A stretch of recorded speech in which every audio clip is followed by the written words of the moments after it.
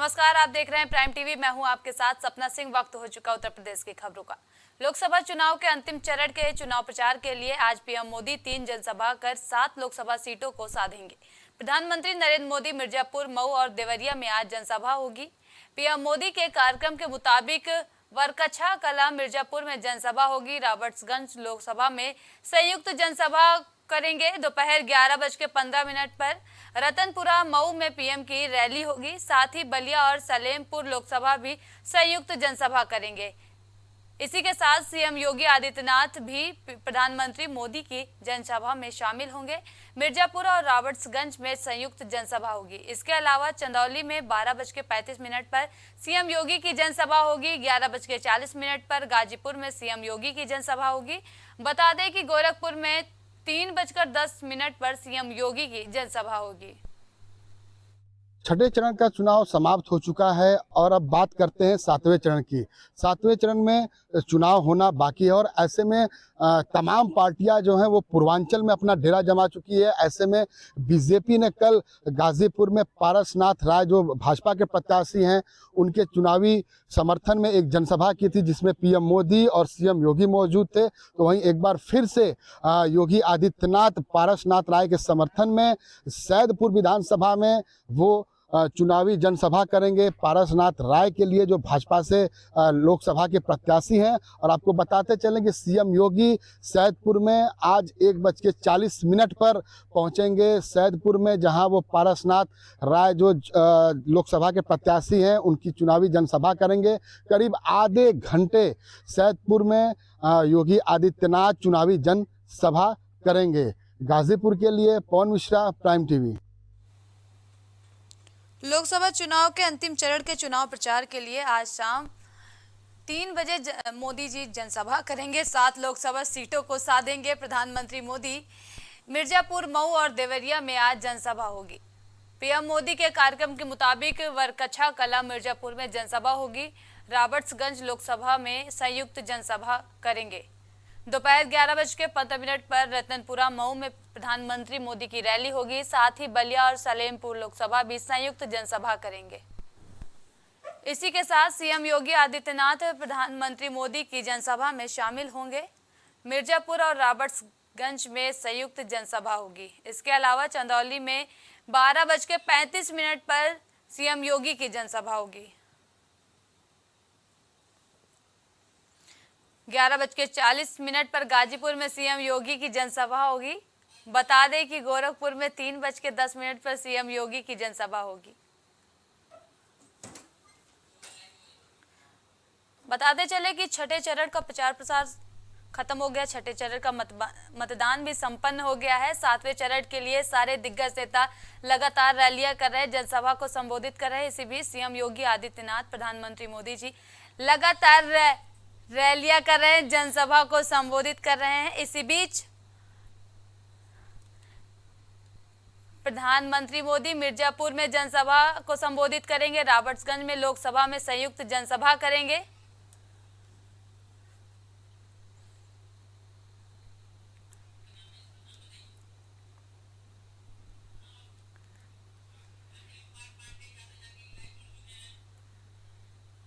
अनिल कुमार पांडे इस खबर पर ज्यादा जानकारी के लिए हमारे साथ देवरिया से लाइव जुड़ चुके हैं। अनिल, प्रधानमंत्री मोदी लगातार रैलियां कर रहे हैं, क्या कुछ अपडेट है, क्या कुछ जानकारी है? तो आपको कि आज प्रधानमंत्री नरेंद्र मोदी और यूपी सीएम योगी आदित्यनाथ जी और जो यूपी के प्रदेश अध्यक्ष हैं उनका आगमन रुद्रपुर के पचलड़ी के पास होने जा रहा है। बताया ये जा रहा है कि वहाँ 2 लोकसभा जो बांसगांव और देवरिया है, दोनों लोकसभा के जो प्रत्याशी हैं उनके समर्थन में ये जनसभा होगी।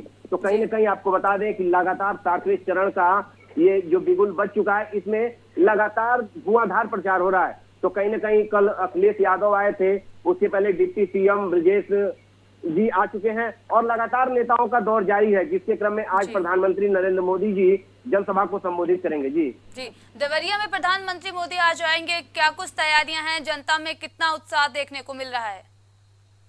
तो कि आज प्रधानमंत्री जी के कार्यक्रम को लेकर जो आयोजक हैं, जो पार्टी के पदाधिकारी हैं, वो पूरे जोर शोर से लगे हुए हैं। और जब से ये डेट निर्धारित हुआ है कि प्रधानमंत्री का आगमन देवरिया में होगा, उसी दिन से ये कार्यक्रम तैयारियों पे है। अगर हम जनता की बात करें तो जनता में काफी उत्साह है, क्योंकि मैं अभी से सुबह 8 बजे से ही देख रहा हूँ कि जो गाड़ियों का रेला है वो रुद्रपुर की तरफ मूव कर चुका है। और इसको सफल बनाने के लिए जितने भी बीजेपी के कार्यकर्ता है, पदाधिकारी हैं, उनको जिम्मेदारी सौंपी गई है कि वो अपने स्तर से कार्यकर्ताओं को और जो मोदी जी को सुनने वाले हैं उनको कार्यक्रम स्थल तक पहुंचाएंगे, जिसके लिए गाड़ियों की व्यवस्था की गई है, अन्य संसाधनों की व्यवस्था की गई है।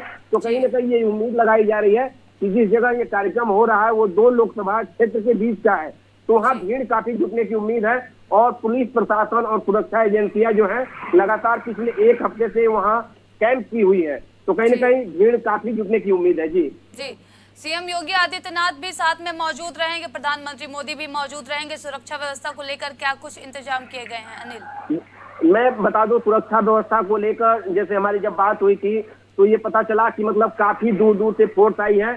कई कंपनियां RRF के और SOG, SPG, मतलब जितने भी सुरक्षा एजेंसियों की कंपनियां हैं वो वहां तैनात है और पिछले कई दिनों से वहां लगी हुई है। और साथ ही साथ आपको बता दें, जब प्रधानमंत्री मोदी जी मंच पे होंगे तो उनके साथ यूपी के CM अखिलेश योगी आदित्यनाथ जी, तो कहीं ना कहीं योगी और मोदी की जोड़ी एक साथ रुद्रपुर के उस मंच पे दिखेगा। और कहीं ना कहीं लोगों को जो प्रत्याशी हैं बीजेपी से शशांक मणि त्रिपाठी हैं और बांसगांव से कमलेश पासवान है, उनके समर्थन में वोट करने का अपील किया जाएगा। जैसे पिछले दिन आपको बता दें, कल अखिलेश यादव जब पथरदेवा में आए थे तो उन्होंने काफी कुछ कह के गए हैं मोदी जी पर और योगी जी पर। तो कहीं ना कहीं ये भी उम्मीद जताई जा रही है कि आज इस मंच से विपक्ष पे जमकर हमला बोला जाएगा, क्योंकि 7वें चरण का ये लास्ट चरण का मतदान है और देवरिया में जो मतदान होगा वो 2 जून को होगा, तो जिसको लेकर लोग काफी तैयारियों में हैं। जी अनिल, प्रधानमंत्री मोदी भी आज यहाँ देवरिया में है और सीएम योगी आदित्यनाथ भी देवरिया में है, जनसभा को संबोधित करेंगे। क्या इसका असर 7वें चरण में देखने को मिलेगा अनिल? जैसे मैं बता दूं आपको कि जैसे मोदी जी पिछली बार लोकसभा चुनाव में जब आए थे तो यहाँ से कुशीनगर, बलिया और बांसगांव समेत कई लोकसभा क्षेत्रों को यहाँ से मतलब संबोधित किए थे। तो ये उम्मीद लगाई जाती है कि मोदी जी जब देवरिया में आए हैं तो यहाँ से बलिया, कुशीनगर और आसपास के जितने भी लोकसभा क्षेत्र हैं सबको वो संबोधित करेंगे। और उनके आने से आपको बता दें कि कहीं ना कहीं बीजेपी को बहुत बड़ा फायदा होता हुआ दिखाई दे रहा है, क्योंकि मोदी जी को सुनने के लिए लोग काफी वहाँ पहुंचेंगे और लोग मोदी जी को सुनने के लिए पहुंचते भी हैं, क्योंकि पिछली बार जब कार्यक्रम हुआ था तो वहाँ जगह कम पड़ गया था, जिसको लेकर आज इस रुद्रपुर में इस जनसभा को रखा गया है। और ये भी बता दूं कि वहाँ 100 एकड़ से ऊपर का जो एरिया कवर किया गया है। हेलीपैड 4 हेलीपैड बनाया गया है, जिसमें ये बताया जा रहा है कि एक हेलीपैड पर योगी जी का हेलीकॉप्टर उतरेगा तो दूसरे पर भूपेंद्र जी का हेलीकॉप्टर उतरेगा। तो कहीं ना कहीं ये पूरी व्यवस्थाएं की गई हैं। जी अनिल, ज्यादा जानकारी के लिए आपका बहुत बहुत धन्यवाद।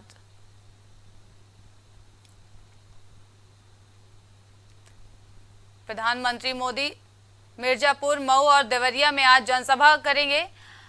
पीएम मोदी के कार्यक्रम के मुताबिक वरकछा कला मिर्जापुर में जनसभा होगी। रॉबर्ट्सगंज लोकसभा में संयुक्त जनसभा करेंगे। दोपहर 11:15 पर रतनपुरा मऊ में पीएम की रैली होगी। साथ ही बलिया और सलेमपुर लोकसभा भी संयुक्त जनसभा करेंगे। इसी के साथ सीएम योगी आदित्यनाथ पीएम नरेंद्र मोदी की जनसभा में शामिल होंगे। मिर्जापुर और रॉबर्ट्सगंज में संयुक्त जनसभा होगी। इसके अलावा चंदौली में 12:35 पर सीएम योगी आदित्यनाथ की जनसभा होगी। 11:40 पर गाजीपुर में सीएम योगी की जनसभा होगी। बता दें कि गोरखपुर में 3:10 पर सीएम योगी की जनसभा होगी।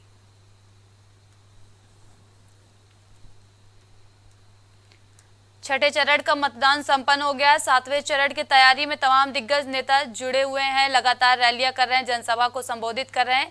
इसी बीच प्रधानमंत्री मोदी मिर्जापुर दौरे पर रहेंगे। मऊ और देवरिया में जनसभा को संबोधित करेंगे। सीएम योगी आदित्यनाथ भी जनसभा में शामिल होंगे।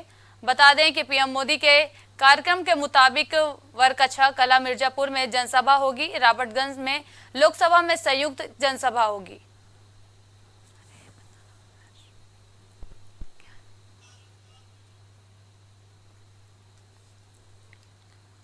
बताते चले कि 7वें चरण का चुनाव है 1 जून को आखिरी चरण पर मतदान होगा। इस बीच तमाम दिग्गज नेता लगातार रैलियां कर रहे हैं, जनसभा को संबोधित कर रहे हैं। 1 जून को वाराणसी सीट पर भी मतदान होगा। दोपहर 11:15 पर रतनपुरा मऊ में पीएम की रैली होगी आज। साथ ही बलिया और सलेमपुर लोकसभा की संयुक्त जनसभा करेंगे प्रधानमंत्री मोदी, सीएम योगी आदित्यनाथ। इस खबर पर ज्यादा जानकारी के लिए हमारे सहयोगी धनेश हमारे साथ लाइव जुड़ चुके हैं। धनेश, गोरखपुर में सीएम आदित्य योगीनाथ का दौरा है, क्या कुछ अपडेट है? देखा जाए तो पूर्वांचल की तरफ सभी नेता जो है अपना वोट बैंक संभालने के लिए दौरा कर रहे हैं। लगातार देखा जाए गोरखपुर, देवरिया, महाराजगंज लगातार छठे चरण में, सातवें चरण में मतदान होना है। 1 जून को मतदान होना है।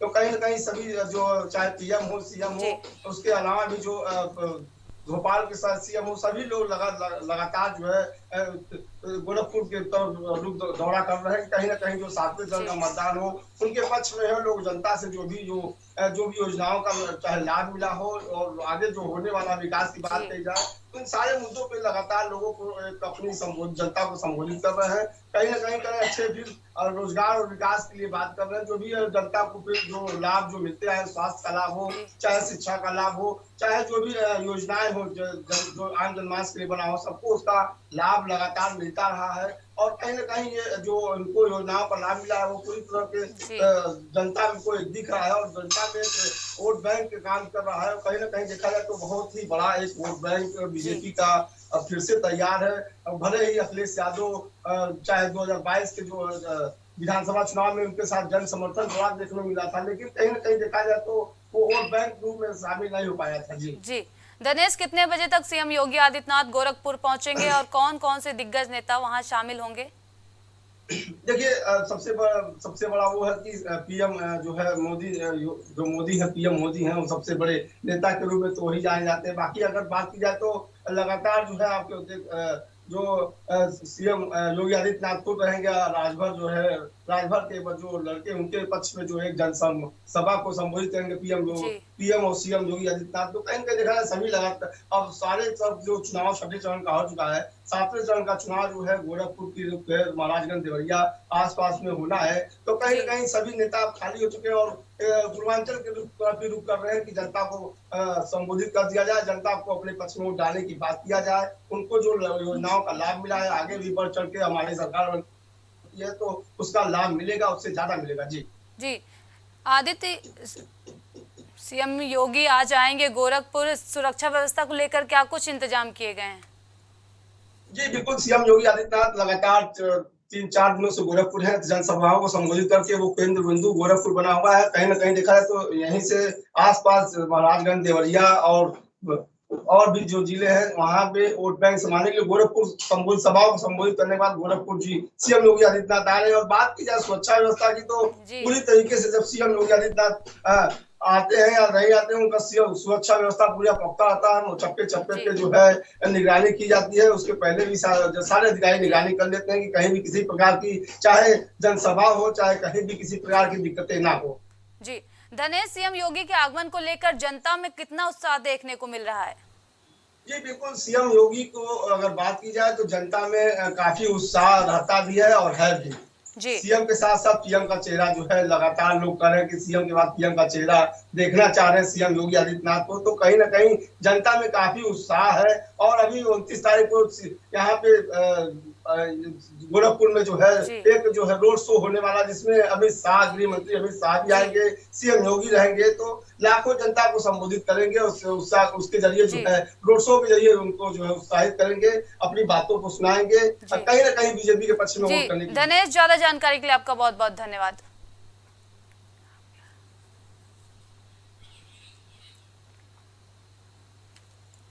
बता दें कि आखिरी चरण का चुनाव 1 जून को है। इसी बीच तमाम दिग्गज नेता लगातार रैलियां कर रहे हैं, जनसभा को संबोधित कर रहे हैं, आखिरी चरण में अपना पूरा दमखम झोंक दिए हैं सारे दिग्गज नेता। इसी बीच प्रधानमंत्री मोदी भी लगातार चुनाव प्रचार करते हुए नजर आ रहे हैं। आपको बता दें कि लोकसभा चुनाव के अंतिम चरण के चुनाव प्रचार के लिए आज प्रधानमंत्री मोदी 3 जनसभा कर 7 लोकसभा सीटों को साधेंगे। प्रधानमंत्री नरेंद्र मोदी मिर्जापुर, मऊ और देवरिया में आज जनसभा करेंगे।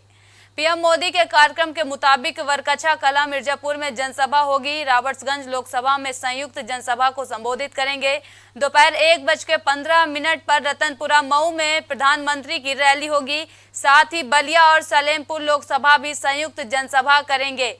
इसी के साथ सीएम योगी आदित्यनाथ प्रधानमंत्री मोदी की जनसभा में शामिल होंगे। मिर्जापुर और रॉबर्ट्सगंज में संयुक्त जनसभा होगी। इसके अलावा चंदौली में 12:35 पर सीएम योगी आदित्यनाथ की जनसभा होगी। वहीं 11:40 पर गाजीपुर में सीएम योगी की जनसभा होगी। बता दें कि गोरखपुर में 3:10 पर सीएम योगी की जनसभा होगी। ज्यादा जानकारी के लिए हमारे सहयोगी पवन मिश्रा गाजीपुर से लाइव जुड़ चुके हैं। पवन, गाजीपुर में सीएम योगी की जनसभा होगी, क्या कुछ अपडेट है? जी आपको बिल्कुल बता, विधानसभा में पारसनाथ राय के लिए चुनावी जनसभा को संबोधित करेंगे। आपको हम बताते चलें कि कल यानी 25 मई को पीएम नरेंद्र मोदी और सीएम योगी ने गाजीपुर में चुनावी जनसभा को संबोधित किया था, लेकिन फिर आज एक बार फिर से सीएम योगी आदित्यनाथ सैदपुर में भाजपा के लोकसभा प्रत्याशी पारसनाथ राय के लिए चुनावी जनसभा को संबोधित करेंगे। आपको बताते चले कि सैदपुर में चुनावी जनसभा में उनके साथ आजमगढ़ के सांसद दिनेश लाल निरहुआ भी उनके साथ मौजूद रहेंगे। करीब 1:40 पर सीएम योगी सैदपुर में पहुंचेंगे और करीब आधे घंटे चुनावी जनसभा को संबोधित करेंगे। जी पवन, सीएम योगी आदित्यनाथ प्रधानमंत्री मोदी गाजीपुर में आज जनसभा को संबोधित करेंगे। जनता में कितना उत्साह देखने को मिल रहा है? जी आपको बिल्कुल बताते चलें कि कल पीएम मोदी ने और सीएम योगी ने गाजीपुर में जनसभा को संबोधित किया था।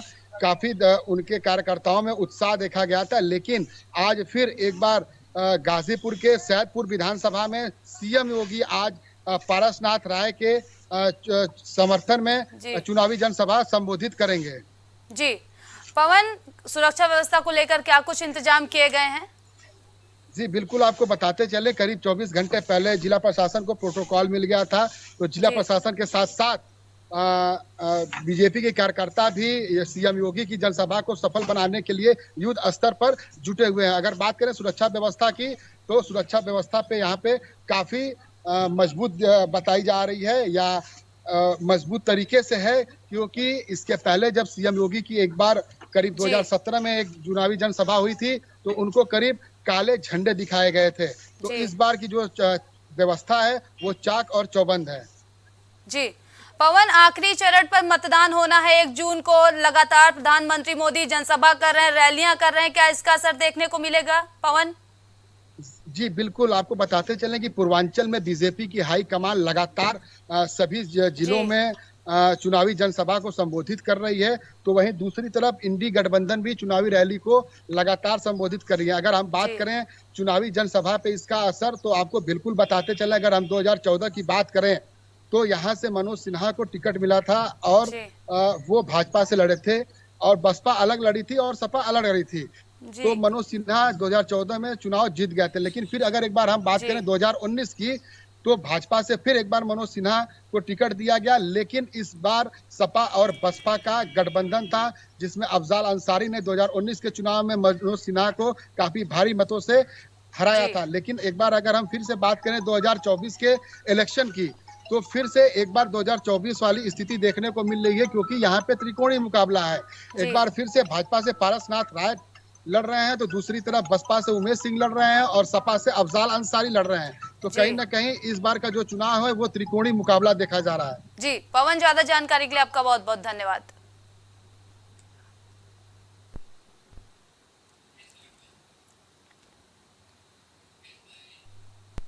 लोकसभा चुनाव के छठे चरण में उत्तर प्रदेश की 14 सीटों पर महज 54.02% वोट पड़े हैं।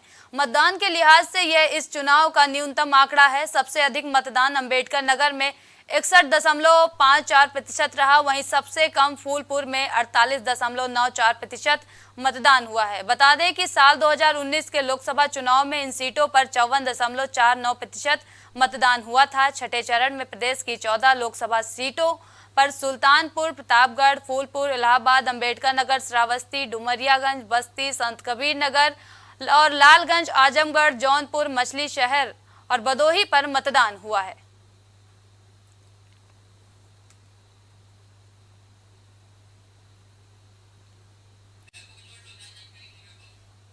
इस खबर पर ज्यादा जानकारी के लिए हमारे सहयोगी वैभव हमारे साथ जुड़ चुके हैं। वैभव, कल छठे चरण का मतदान संपन्न हुआ है, कम प्रतिशत वोटिंग हुई है, क्या कुछ अपडेट है, क्या वजह सामने आ रही है?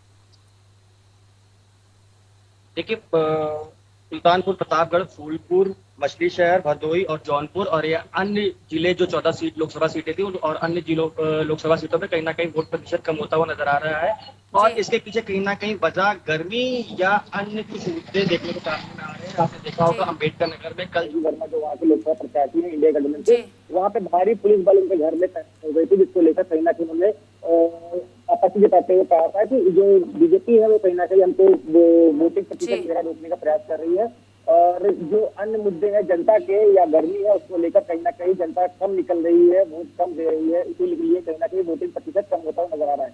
और आपको बता दें कहीं ना कहीं जो वोटिंग प्रतिशत कम होता हुआ नजर आ रहा है इसका कहीं ना कहीं सीधा घाटा कहीं ना कहीं बीजेपी को देखते हुए सामने आएगा और इसका फायदा इंडिया गठबंधन को होता हुआ नजर आएगा, क्योंकि ऐसा कहा जाता है कि जो वोटिंग प्रतिशत जो कम होता है कहीं ना कहीं बीजेपी के लिए कहीं ना कहीं घातक साबित होता हुआ नजर आता है। जी वैभव, कई जगह मतदान का बहिष्कार हुआ, क्या ये भी वजह सामने आई है वोटिंग परसेंट कम होने की?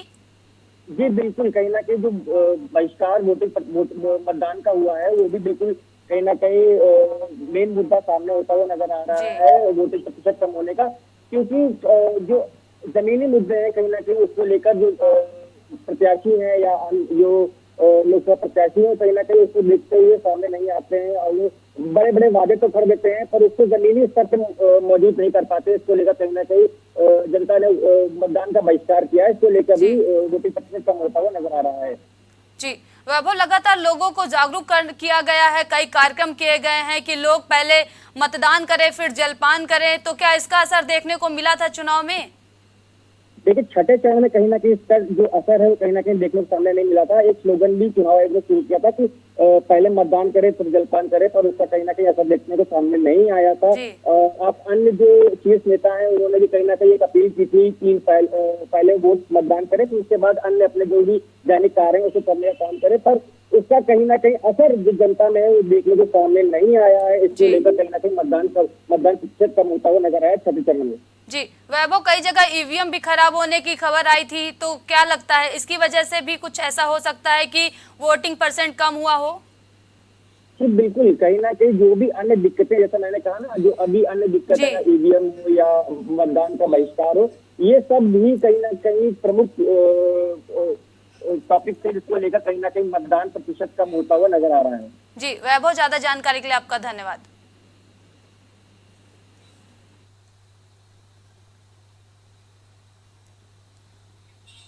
लोकसभा चुनाव के छठे चरण में उत्तर प्रदेश की 14 सीटों पर महज 54.02% वोट पड़े हैं।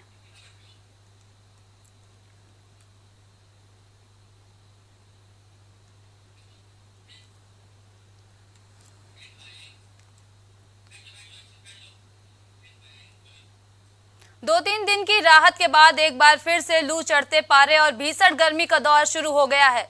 नौतपा की शुरुआत और जेठ के दूसरे दिन का हाल देखें तो प्रदेश के ज्यादातर हिस्सों में तापमान सामान्य से अधिक हो चुका है। खास बात है कि बीते दिनों में प्रचंड गर्मी तो रही, पर रात में चल रही हवा से राहत मिल रही थी, लेकिन अब जो गर्मी का दौर शुरू हुआ है उसमें दिन के चैन के साथ ही रात की नींद भी उड़ गई है। मौसम विभाग के मुताबिक अगले 5 दिन तक रात के पारे में कोई बदलाव के आसार नहीं है।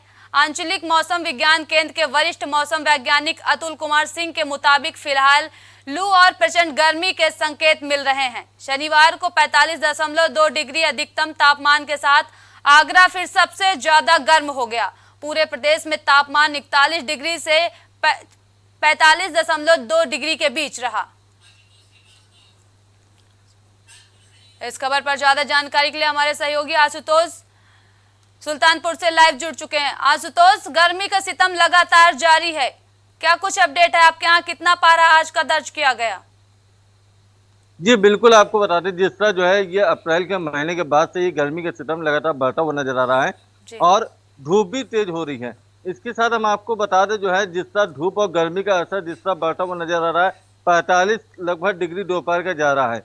और आउटर की अगर बात करते हैं लगभग ऐसे ही 19-20 का फर्क को लेकर जो है डिग्री वहां का भी चल रहा होगा। लेकिन जिस तरह आउटर में खुली धूप में चलना, लोगों का आना जाना आवागमन जो बना हुआ है एक दूसरे काम को लेकर, लेकिन ये कहीं ना कहीं गर्मी लोगों को सता रही है। और सबसे ज्यादा अगर देखा जाए तो गर्मी का मौसम को देखते हुए जो है छोटे बच्चों पे जो है सबसे ज्यादा असर देखने को मिल रहा है, जो तमाम तरह की बीमारियां हो रही हैं, बुखार सबसे ज्यादा हो रहे हैं बच्चों को लेकर। आशुतोष, गर्मी से बचने के लिए मौसम विभाग की तरफ से क्या कुछ चेतावनी दी गई है? जी बिल्कुल, चेतावनी को लेकर बात करते हैं, लगातार जो है सरकारी अस्पतालों में जो है स्वास्थ्य व्यवस्था की टीम जो है लगातार जो है मॉनिटरिंग भी कर रही है टीम भी, और छोटे बच्चों को जो भी बीमारी समस्या आ रहे हैं उनके उपचार तुरंत किए जा रहे हैं। कोई भी ऐसी लापरवाही बरती नहीं जाएगी। लेकिन कुछ स्थानों की अगर लेकर हम बात करते हैं जहाँ पे जल पियाव की व्यवस्था बहुत कम देखने को मिलती है, वहाँ राहगीरों को पानी ठंडा उपलब्ध नहीं हो पाती है और काफी समस्या हो जाती है। आशुतोष, ज्यादा जानकारी के लिए आपका धन्यवाद।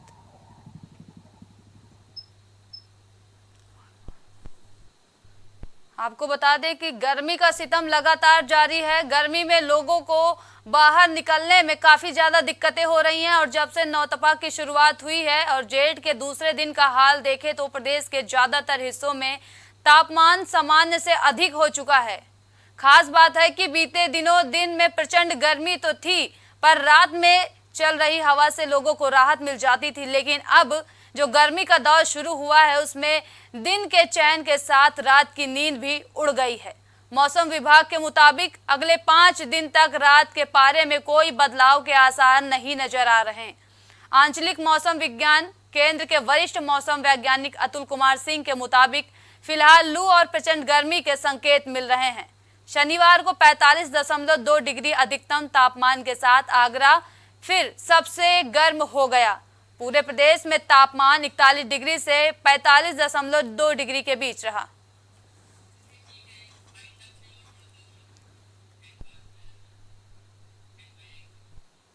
उत्तर प्रदेश की खबरों में अभी के लिए इतना ही। देश और दुनिया की तमाम बड़ी खबरों के लिए देखते रहिए प्राइम टीवी। कुछ भाव पुष्प। आप देख रहे हैं प्राइम टीवी, सच साहस सरोकार। Cosmo laser dental clinic and dental implant centre जो देता है आपको वर्ल्ड क्लास की बेहतरीन डेंटल सुविधाएं। पता प्रथम तल वृंदावन टावर ऑपोजिट होटल जेके palace, civil lines, Prayagraj, Uttar Pradesh. संपर्क करें 6938882172। बाबा साहेब शादी.com ये पोर्टल वेबसाइट शादी विवाह के रिश्तों के लिए ये बहुत ही भरोसेमंद और बेहतरीन पोर्टल वेबसाइट है। अभी तक बहुत सारे लोगों ने इस पर भरोसा किया है और मनचाहा रिश्ता पाया है। ये पूर्णतः सुरक्षित है। आप आज ही अपना निशुल्क पंजीकरण कराएं और मनचाहा रिश्ता पाएं। गोयल सुपर स्पेशलिटी हॉस्पिटल आपके लिए लेकर आया है world class heart care facilities, जहां होता है हार्ट समेत सभी बीमारियों का बेहतर इलाज।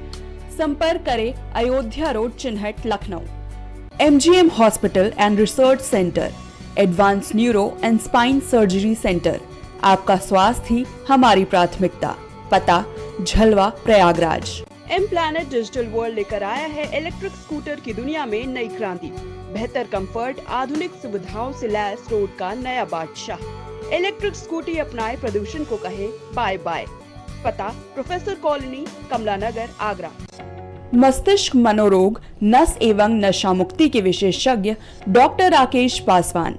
पता Sitaram hospital, Darbhanga colony, Lowther road, Prayagraj. खोज करी भोजपुरी के पहला story telling mobile app Yayavari via Bhojpuri play store से और डूब जाएं दुनिया भर के कहानियन के अद्भुत सागर में आपन भाषा भोजपुरी में। यायावरी वाया भोजपुरी, कथा कहानी आपन